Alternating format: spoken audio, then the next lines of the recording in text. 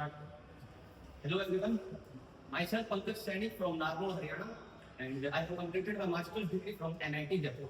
तो आज हम डिस्कस करेंगे the qualitative property elevation in boiling point. Elevation in boiling point. देखिए जैसा कि यहाँ पे हमने मेंशन किया हाईलाइट किया हमारा एलिवेशन इन बॉइलिंग पॉइंट. तो सबसे पहले हमें पता है एलिवेशन मींस इंक्रीमेंट. ऑब्वियस सी बात है एलिवेशन हो रहा है तो इंक्रीज हो रहा है क्या बॉइलिंग पॉइंट. और हमें पता होती है बॉइलिंग पॉइंट क्या होता है. देखिए बॉइलिंग पॉइंट के अगर मैं डिफाइन करूँ बॉइलिंग पॉइंट होता क्या है the temperature at which the vapor pressure of any solution becomes equal to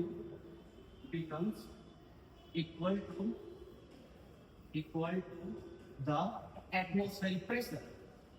Let us say मैं कोई भी एक बीकर लेता हूँ उसमें कोई सॉल्यूशन हमारे पास हो सॉल्वेंट मान लीजिए. तो इसका मैं बॉइलिंग पॉइंट कैसे डिफाइन करूंगा जब मैं इसको हीट दे रहा हूँ मैं इसको टेम्परेचर दे रहा हूँ और एक टाइम ऐसा आता है कि इसका जो वेपर प्रेशर है pressure exerted on the surface of the liquid when liquid and gaseous particles are in equilibrium. जब इसका वेपर प्रेशर एटमॉस्फेरिक प्रेशर के बराबर होता है इसके बराबर 1 एटमॉस्फेरिक के. तो उस टाइम पे उसका जो टेम्परेचर है उसको मैं क्या बोलूंगा बॉइलिंग पॉइंट. ठीक है यहाँ तक तो क्लियर है बॉइलिंग पॉइंट क्या होता है हमने बताया. अब देखिए elevation in boiling point. Elevation कब क्यों हो रहा है इसमें. अब तक इसमें मैंने कुछ नहीं डाला था ये एक प्योर सॉल्वेंट है. ओके अब मान लीजिए मैं इसमें नॉन वोलेटाइल सॉल्यूट ऐड करता हूँ. नॉन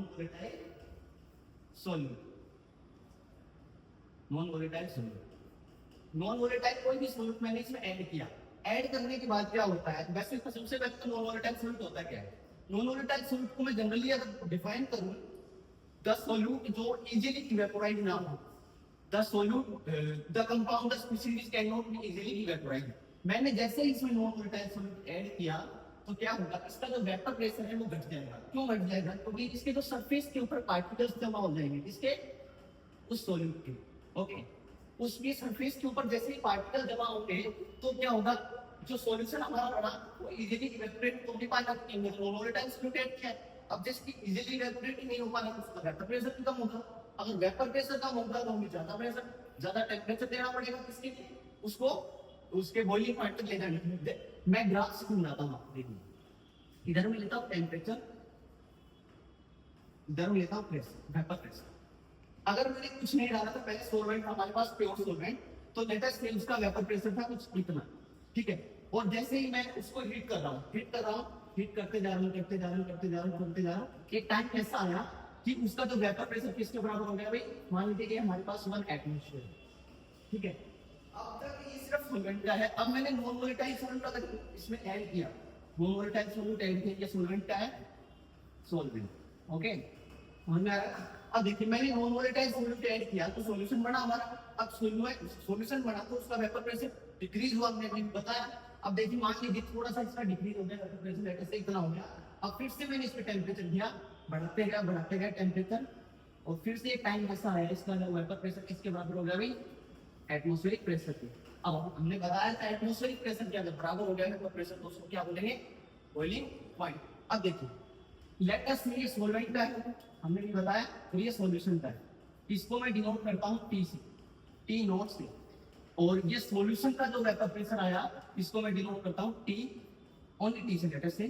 तो बताइए कौन सा ज्यादा है टी वाला ज्यादा है सॉल्यूशन का ज्यादा है. और ज्यादा में से मैं काम घटाऊंगा तो पॉजिटिव वैल्यू आएगी. तो मैं यहां से बोल सकता हूं T minus T naught will equal to delta T B. अभी जो delta T B change in the boiling point ये तो एलिवेशन इन बॉइलिंग पॉइंट है.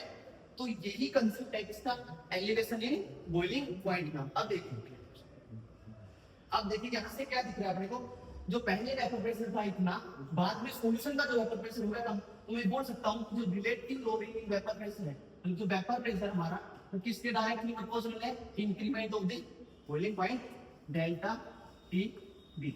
अब हमें पता है तो रिलेटिव लो वेपर प्रेशर है क्योंकि कोलिगेटिव प्रॉपर्टी में पता है किसके डायरेक्टली प्रोपोर्शनल होती है number of moles of solute के कंसंट्रेशन ऑफ सॉल्यूट के xv तो इस इक्वेशन से और इस इक्वेशन से अगर देख तो क्या पता लग रहा है delta T B directly proportional to the mole fraction of solute mole fraction of solute तो मैं यहां से डिफाइन कर सकता हूं कि जो एलिवेशन इमोलिफाइड है इस पे डिपेंड कर रहा है कंसंट्रेशन ऑफ सॉल्यूट पे तो मैं बोल सकता हूं कि ऑल्सो कोलिगेटिव प्रॉपर्टी चलिए अब इसका फार्मूला ड्राइव है यहां से कर लेते हैं डेल्टा टी बी अगर मैं कांस्टेंट और प्रोपोर्शनलिटी साइन को हटाता हूं तो देखिए क्या आएगा कि एक्स बी अब देखिए मोल फ्रैक्शन क्या होता है मोल फ्रैक्शन क्या होता है नंबर ऑफ मोल्स ऑफ जिसका भी मोल फ्रैक्शन निकालना है मान लीजिए कि सॉल्यूट का निकालना है एक्स बी तो उसका क्या लिखूंगा मैं उसका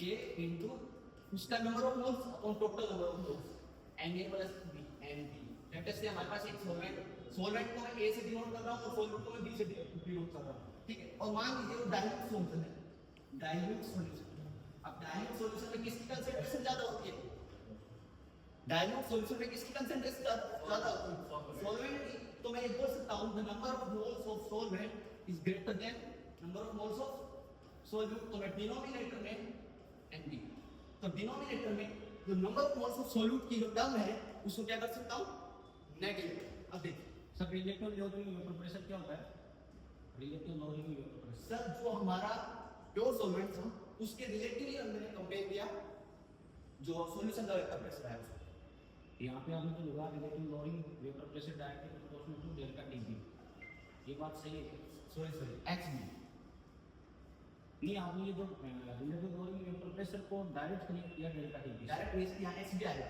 ये क्या है ये जो आपने जो साइड में लिखा है तो 1 एटमॉस्फेयर लेयर का वेपर प्रेशर ले रखा ना इसमें ये सर आपने दो ग्रीन ग्रीन लगाए हैं दो साइड लगाए हैं इसका डिफरेंस क्या है ये सर ये तो रिलेटिव लोअरिंग वेपर प्रेशर है सर सॉल्वेंट का मैं उसके कंपैरिजन ये रिलेटिव लोअरिंग वेपर प्रेशर है sorry lowering vapour pressure relative तो उसके रिस्पेक्ट में डिवाइड बाय सॉल्वेंट फिर वो वहाँ भी हम मिस्टेक कर रखा है relative lowering vapour pressure directly proportional to oxygen क्योंकि सर इसके जो पहले वाली कोलिगेटिव प्रॉपर्टी है उसमें हमने प्रूफ वो रिलेटिव लोअरिंग वेपर प्रेशर पे डायरेक्टली तो लोअरिंग वेपर प्रेशर है ये दोनों में बहुत फर्क होता है सर थोड़ा सा ध्यान आई विल कंटिन्यू कंटिन्यू तो देखिए अभी तक हमें क्या बात कर रहे थे हम डाइल्यूट सॉल्यूशन में किसका नंबर ऑफ मोल ज्यादा होता है सॉल्वेंट का नंबर ऑफ मोल ज्यादा होता है तो मैं क्या बोल सकता हूं डिनोमिनेटर टर्म में इसकी टर्म को नेगलेक्ट कर सकता हूं किसकी टर्म को number of moles of solvent को तो हमने क्या लिखा था delta T B is equal to K N B upon sorry X B upon N B upon N B plus N A number of moles of solute upon number of moles of solute plus solvent अब हमने बोला था कि अगर dilute solution है तो n A B greater than n B तो मैं ये बोल सकता हूं यहां से किसकी टर्म को नेगलेक्ट कर दूंगा delta T B will equal to K N B N is number of moles of solute and X is the mole fraction of solute okay तो मैं यहां से बोल सकता हूं क्या एन बी सॉरी इसको नेगलेक्ट कर देना हमने एन बी को तो एन ए बचेगा सिर्फ यहाँ पे और हमें पता है number of moles of solute क्या होता है gram weight of solute divided by gram molecular mass of solute तो मैं यहाँ से क्या sir Pankaj Saini yes sir Haryana Nagpur कहीं पढ़ाया मैंने यस सर वहाँ पर सर फिलो ट्यूटर ऐप पे online sir online sir offline में पढ़ाया सर वहाँ पर सर कोई लोकल में पढ़ाया सर स्कूल में नेक्स्ट